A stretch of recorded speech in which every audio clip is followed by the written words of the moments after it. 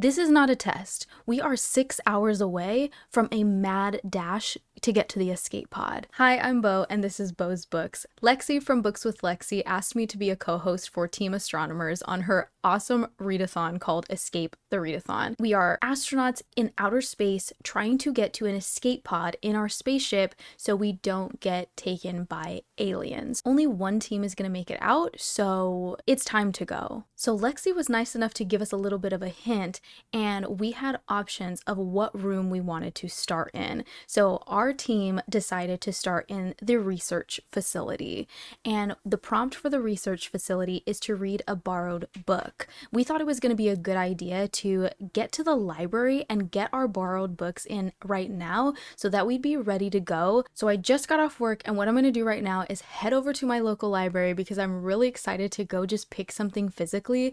I want to pick something that I haven't heard anybody talk about before. I want to take it old school and just walk through the library and look through books with no real agenda. I just want to look at the backs, look at the covers, and pick something that really calls to me. It just reminds me of like going to the library when I was a kid and just walking through and picking whatever looked fun and exciting. So that's what I'm gonna do.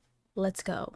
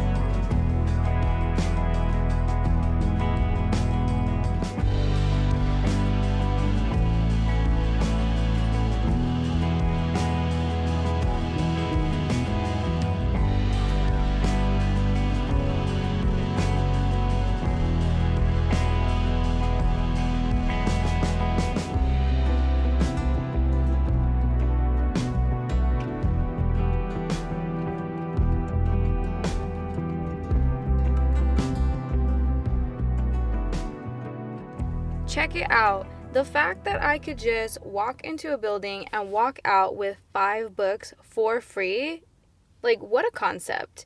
Why don't I use my library so much more than I do? It's just the most wonderful place. Just walking around for a full hour, browsing books. I just had so much fun. Like, I need to do that a lot more. Now, let me show you what I ended up going with. Now, I felt like I was drawn a little bit to the sci-fi section, which is surprising because I'm normally not a sci-fi reader. Like, anything to do with space or aliens or anything actually is not my thing. That's all my husband. He loves that stuff. I usually steer clear of that.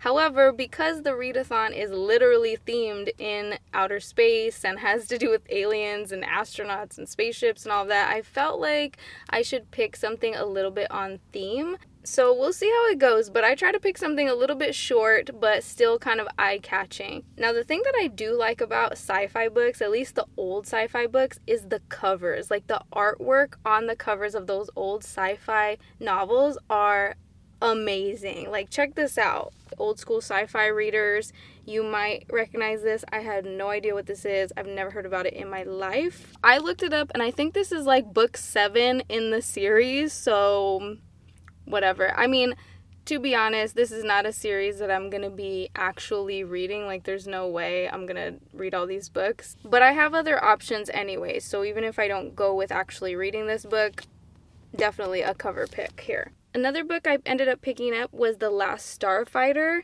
by Alan Dean Foster, and this is actually based off of a screenplay, it says, by Jonathan Batul. So I've never seen this movie, and I knew the title sounded familiar, but I've never seen the movie. I actually have no clue what it's about. Turns out that this is a movie from the 80s, which makes me surprised that now I've never seen it because I love 80s films. So I might read this and then get to watch the movie after. So that's an idea. Alex Rogan is a small town teenager with big time dreams. Apparently he has some sort of special talent, and I guess he gets abducted by an alien that needs his help. So I guess this guy is gonna go save the galaxy. I kind of want to watch the movie more than I want to read this book, but you know, we'll see how it goes. And then the next 3 books that I ended up bringing home, I have heard of before. They're definitely well talked about books that I've heard from either booktube or just life. But one of them is And Then There Were None by Agatha Christie. I feel like this is a must read because there's so many other books that I keep hearing that are based on this formula. So I feel like before I read any other kind of mysteries or anything like that, I need to read the original because I don't want to give credit to something that I end up reading and loving where other people are like, oh, that's just a ripoff of And Then There Were None, or that's just another And Then There Were None book. You know what I mean? So that I know what everybody's talking about and I can give credit to, you know, the Queen of Mystery herself rather than thinking somebody had an original idea or something like that. I also really love this cover. I'm a big fan of movies that are based off of Agatha Christie novels, but I've never actually read more than one of her books. I've only read the Orient Express one. I actually forgot what the full title is. Oh my gosh, and I've read it multiple times. Oh, Murder on the Orient Express. I've read that one like twice and I've watched the movie a few times and I really like it. So this will be my second Agatha Christie book that I've ever read. Another book that I've just been dying to read because I'm pretty sure I heard about it either on Bookstagram or Booktube. I can't remember which one, but I heard about this book called The Measure by Nikki Ehrlich. Everybody in the world gets like a string that tells them how much longer they have to live. And I just think that's a wild concept. I honestly don't even know what the actual genre of this book is, so I don't know what the tone is going to be, but the idea that you will know the exact number of days you have left to live is a crazy concept, and I'm so intrigued by it. It's definitely been on the forefront of my brain ever since I heard about it, so I felt like it was time to finally pick it up. Okay, and the last one that I got from the library is one that I'm absolutely determined to read this month. It's an S.A. Cosby book, okay? If you watched my TBR, you know that I put All the Sinners Bleed on my TBR for May. I have to read this to defeat the killer, the stalker, but I also just really want to get to an S.A. Cosby book. I feel like this book is gonna be so good. Like, this is a 5-star prediction for me. I just feel in my heart, in my soul, in my mind that S.A. Cosby is gonna be an author that I absolutely love. I don't know why. I think it's just because I've never heard anything bad about it. I feel like everybody that's read his books are just so in love with the stories. They just go on and on about how good his writing is, how gripped they were. I'm just ready to dive in. I'm intimidated. I'm absolutely intimidated. I want to love this, and I'm going to be really sad if I don't, but I feel like there's no way that I'm not going to like it. Oh gosh, that's a lot of pressure to put on a book. I don't know. We'll see how it goes, but I'm excited that they had it at the library because now I can follow along with the audiobook that I'm going to get off of Libby because I love to immersive read everything. So, yep, that's my library haul. I'm excited. I have to decide on which book I'm going to start with so I can start trying to unlock that research facility door with my team. Wish me luck. Here we go.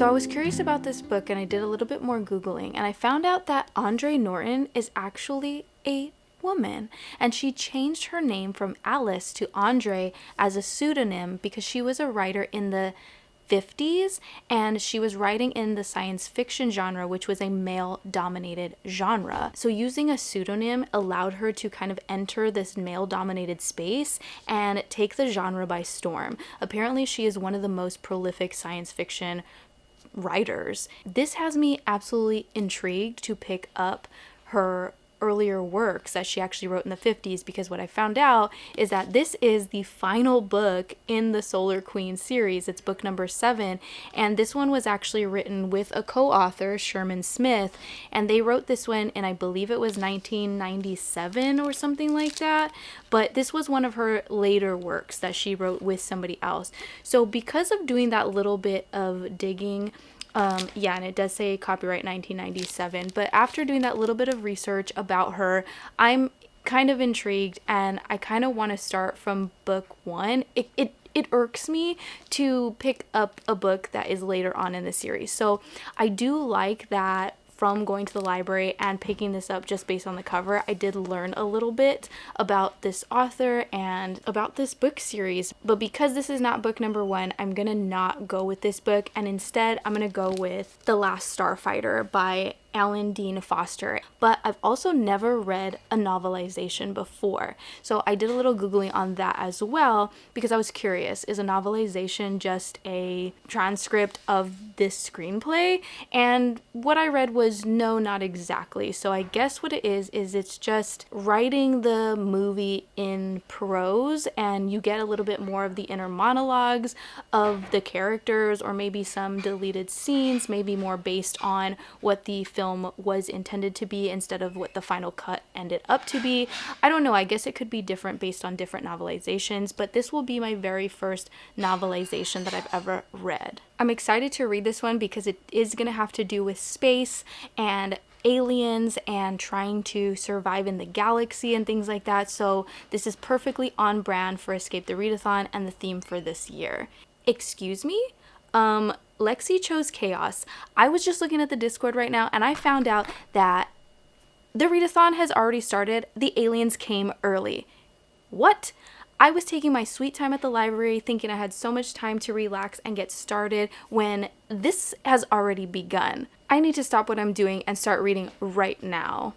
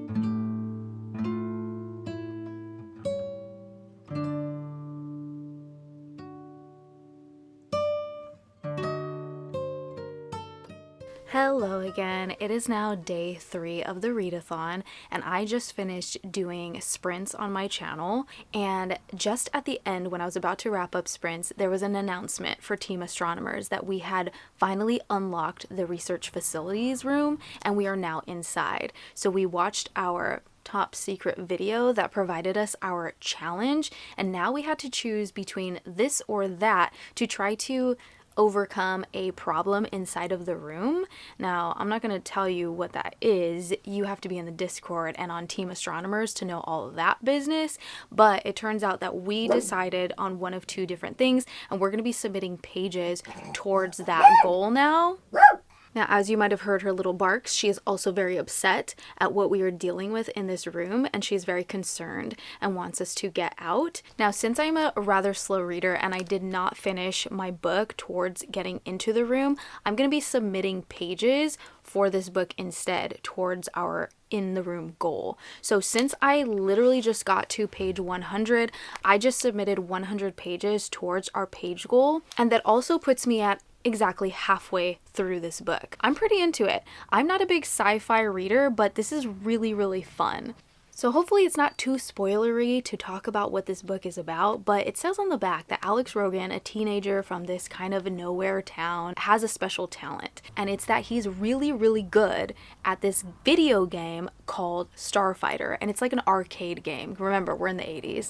So he's really, really good and gonna beat the high score. He's about to get 1,000,000 points, which is gonna like absolutely break the game, right? Nobody's ever done that. So he becomes the best at this video game. And if you can kind of correlate what that leads into based on what it says on the back of the book, that he gets greeted by this stranger and gets kind of swept up and involved in this interstellar war in the galaxy with aliens. So the game is called Starfighter. The book is called The Last Starfighter.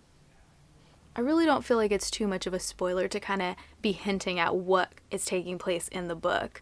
Basically, what he's doing in the video game kind of turns into reality for him. He's being recruited by these aliens to help in their war to fight the enemies in this intergalactic war. And honestly, I'm just having so much fun because I am a big lover of anything 80s or early 90s. I love nostalgia. And the fact that he's just like playing this arcade style game is it just warms my heart. It makes me so happy. It reminds me of like Galaga, or he talks about like Pac-Man and things like that, and I'm like, oh, that's so fun. Like, what a nostalgic time to just like play arcade games. I mean, I know they still have arcade games, but you know, nothing like the 80s or early 90s, okay? Most of the beginning of the book, you're just getting to know the town and the people that he lives with and where he's coming from and kind of like what his life goals are. And you're really getting to know the character and the people around him in his life. So you really care about, you know, what he's doing and his decisions and why he's gonna choose this or that or want to go home. It's so hard to do a vlog when you're like reading the book and giving updates without wanting to just talk about everything you just read,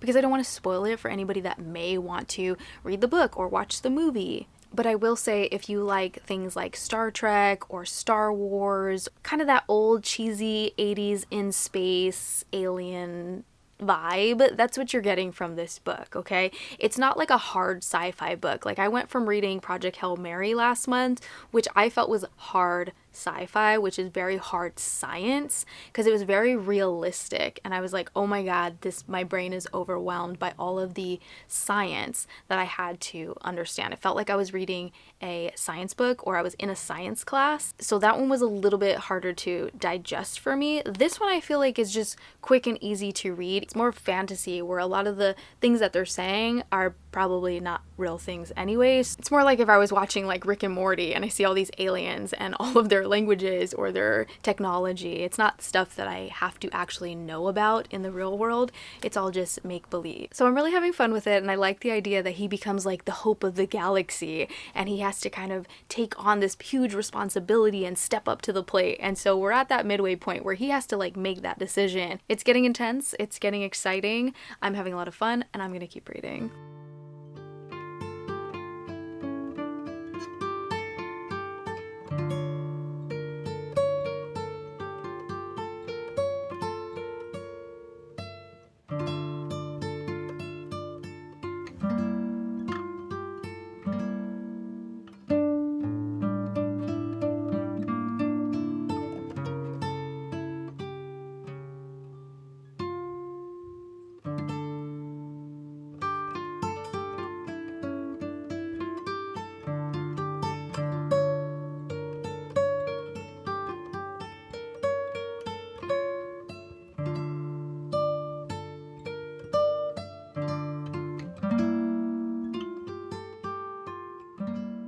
I have officially finished The Last Starfighter, and I think I'm going to give it 3 stars. I had a fun time with it, but it didn't blow me away. This was a fun, cheesy, very predictable, good time. It had a lot of 80s nostalgia, which I loved, and I really want to watch the movie now. I felt like while I was reading this, I could very vividly picture what the movie would be like in my head, and I'm excited to actually see the cheesy makeup or special effects that I'm just imagining imagining an 80s movie would have, and I'm really excited about that. I was able to log the rest of this book for pages, and since then, my team has now officially moved on to continuing our path towards the escape pod. We had to decide which room we wanted to go in to continue our path. Now, our team chose the command center. The prompt to unlock the command center is to read a book containing one of your top 3 favorite tropes. Now, the 3 tropes that I'm going with is dark carnivals, kids on bikes, and boarding schools. I want to say this is the prompt that I prepared for the most. I have so many possibilities on which book to choose for this prompt, so I'm really excited about it. Now, what I'm going to do is go over to my library again to see which books I can pick up to read for this prompt. Let's go.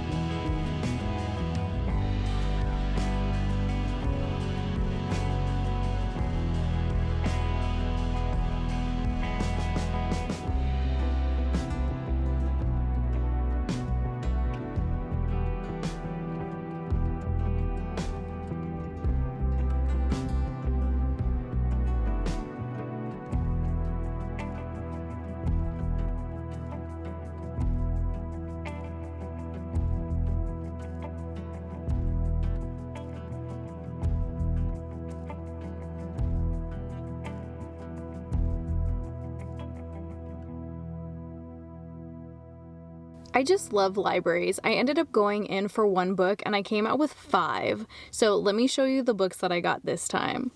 So I know I showed you a little bit of this when I was in the library, but this is called Frontera, and it's by Julio Anta and Jacoby Salcido, and this is a graphic novel, and it looks like this is a full story all in one. One of the blurbs on the back says it's an action-packed and heartfelt story that highlights the resiliency of immigrants and the power of ancestral history. So this is the story of a young boy and his trek across the border of Mexico and the United States. Another one of the blurbs says Frontera gives us moments of solidarity, grief, bravery, and love, and shows us the beauty of these human feelings when they stand against the machine of American imperialism. I'm not usually a big graphic novel reader, but this really called to me and I really want to read this one. Another book I was excited to pick up was Agnes Aubert's Mystical Cat Shelter by Heather Fawcett. Now, I have not read a book by this author before, but I keep seeing this book around. The first time I actually heard about it was in the Magical Readathon Discord. The Order of the Crescent's Guild Book of the Month was this book, and I just couldn't get my hands on it in time, but I was very curious to pick it up. I just keep hearing that's very, very cozy. I'm suspecting this is going to be more around like a 3-star read for me, but I just can't pass up a book about cats. The back says a woman who runs a cat rescue in 1920 1920s Montreal turns to a grouchy but charming magician to help save her shelter in this heartwarming, cozy fantasy from the New York Times bestselling author of the Emily Wilde series. The Emily Wilde series is something that has actually been on my radar. I've been wanting to read the Encyclopedia of Fairies for a very long time. So I'm hoping this is an author that I like their writing because their books are appealing to me. So I'm really excited about having a cozy good time with this if I can get around to reading it before it's due back at the library. Okay, then I found my way into the classics section and I found Wuthering Heights by Emily Bronte. And if you watched my final FMC TBR video, this is one of the books that landed on my TBR. Turns out this is a pretty controversial book, as in a lot of people either really love it or really hate it. I have a feeling that I'm gonna like this book because I like my relationships toxic. So I'm excited about the drama. I am going into this knowing that all the characters are unlikable, and I'm knowing that this is not a romance or a love story. So I feel like I'm going in with enough information that I am not expecting to like these characters. I'm expected to watch a complete train wreck happen, and I think that has me more excited about this because I'm going in informed and have my expectations set at the right place. I think that's where people kind of were disappointed when going into it. They were expecting a love story, but I know that that is not the case. And then the whole reason I went to the library was to pick up books for the prompt that I'm going to be reading for Escape. And one of the books that I was really hoping to get that luckily they had is Something Wicked This Way Comes by Ray Bradbury. Now this is a book that actually covers 2 out of the 3 favorite tropes that I picked.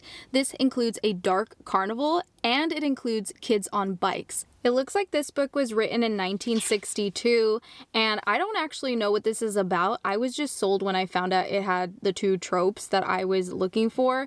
And it says the carnival rolls in sometime after midnight, ushering in Halloween a week early. The shrill siren song of a calliope beckons to all with a seductive promise of dreams and youth regained. So yeah, I don't really know what's going to happen at this carnival, but already by the cover, you can see that something is going to go down. Something dark and mystical, magical is going to happen at this carnival. I've heard that this is a classic for a reason, so I'm really excited to actually get around to this. I don't believe I've ever read a book by Ray Bradbury yet, but my husband keeps telling me I need to read Fahrenheit 451, so that's on my TBR as well. But I did go see R.L. Stine speak last year around Halloween, and when he was asked what authors he really liked growing up, like who he would read, he mentioned Ray Bradbury. So being that R.L. Stine was one of my favorite authors growing up, because I was a big lover of Goosebumps. I mean, who wasn't, especially in the 90s and early 2000s.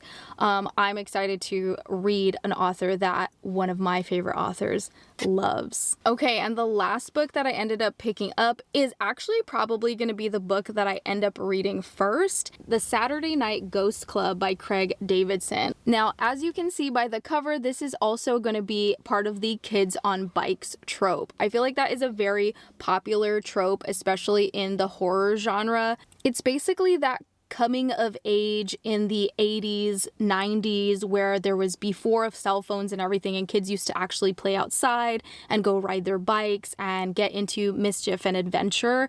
That's what I'm talking about when I say kids on bikes.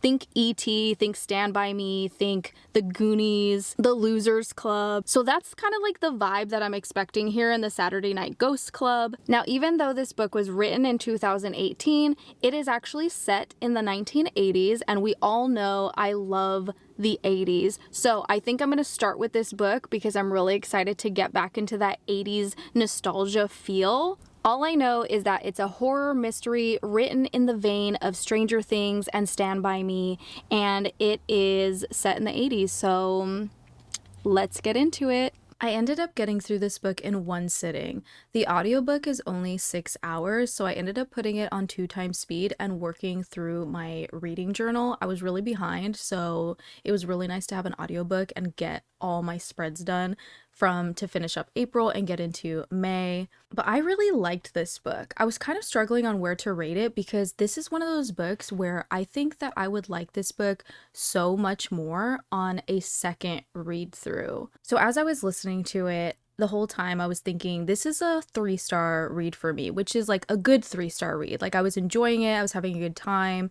It is very much a coming of age story. A lot of the genre categories that it's labeled as is horror, and I was a little bit confused about that because it doesn't really feel like a horror to me.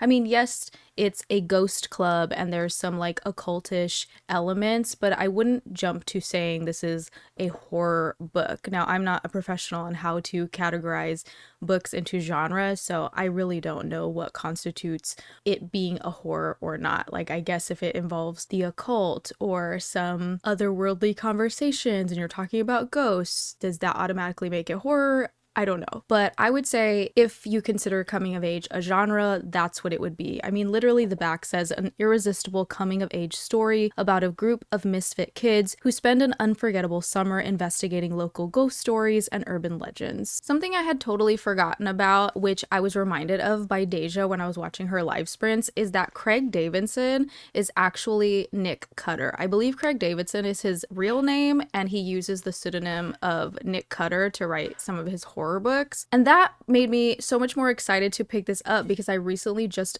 enjoyed The Troop. I gave that book 5 stars and I had been really wanting to pick up another book written by him. So I was really excited to find out that this book was also written by Nick Cutter. And you can really tell because I love this writing just like I liked the writing in The Troop. The Troop also felt like a very coming of age type of story because it's all surrounding kids, and this book is also surrounding kids as the main characters. So I feel like he does a really good job of writing from the perspective of young boys specifically. The main character of this one is also a young boy, and as I was listening to it, it really reminded me of when I was listening to Looking for Alaska by John Green, which is another coming of age story. I really love coming of age as a genre.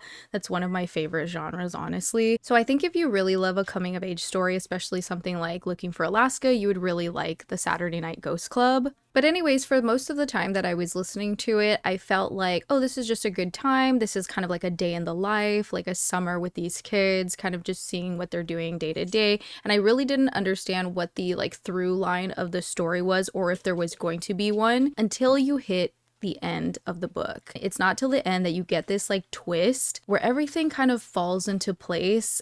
The end of this book really touched me, and I feel like if I go ahead and reread this book, it's gonna totally bump up to a 4-star read without a doubt, because going into it knowing what I know now is going to put so many more things into perspective, and I feel like I'm going to get so much more out of it on a reread. And I'm not much of a rereader. Like, I hardly ever pick up a book and reread it because I always feel like I want to spend my time reading something new. So this is going to sound crazy, but I think I'm going to literally reread this book right now. I think during my reread of this, I'm going to do an immersive read where I'm actually reading the physical book while listening to the audiobook, so I'm more focused in on what's happening in the story.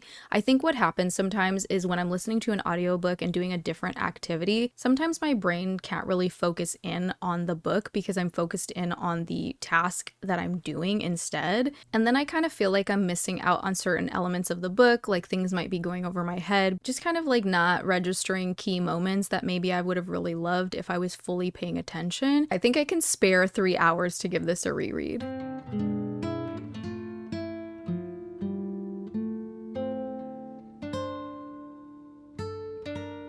Okay, I finished rereading this book, and I think I'm gonna stick with my 3.75. I did really enjoy this, obviously enough to reread it, but I still think my initial rating was solid. I think it was really enjoyable. It still didn't completely blow me out of the water, but it was a really high, solid, good read. It lacked a little something to kind of push it into that 4-star range for me, even with the reread, but still a really solid 3.75 for me. I like a good, quick book. And I'm going to leave it at that. Thanks for hanging out with me for the first week of Escape the Readathon. I'm excited to keep my eye out for other co-hosts' vlogs to see what the other teams are up to. See you next time.